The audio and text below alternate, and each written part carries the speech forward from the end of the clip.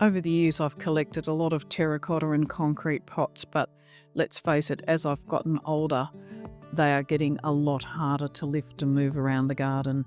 I've swapped over to using plastic pots in recent years, but let's face it, that would be a butcher bird interrupting there. They just don't have the same appeal as a stone or a concrete pot even.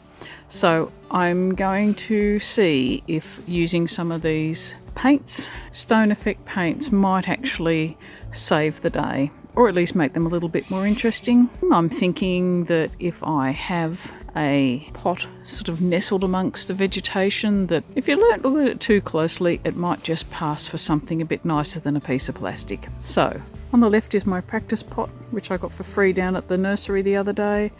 And on the right is the pot that I'm planning on working on, which was gifted to me by a friend.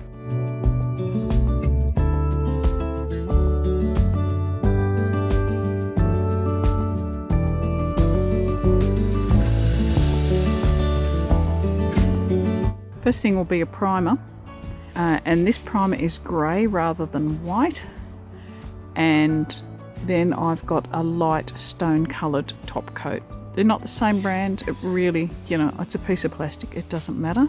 Well, that's crap. I barely got one coat on two of the pieces and it's clogged up. So just after one coat, the spray nozzle clogged up, and thankfully Steve gave me some turps to rinse it out in, and that worked. We got it moving again, but I wasn't very happy about it. But the question is it really worth it to use this technique? Now, I've done 2 large pots, and I would say that I'd like to see a whole lot more paint on those before I'd even consider them looking halfway the way I want them to.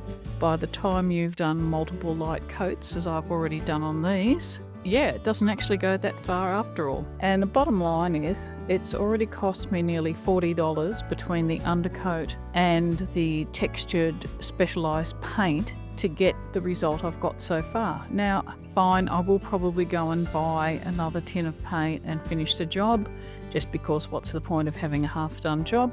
But in the bigger scheme of things, where I bought the paint from, I can actually buy quite a nice fake stone pot for, between between maybe $35, $40, $50, which is basically what I've just paid to do this by myself and only get part of the job done. So this one, no, I don't think I'd bother painting this unless I was really desperate or I had a small pot which I could cover in one go.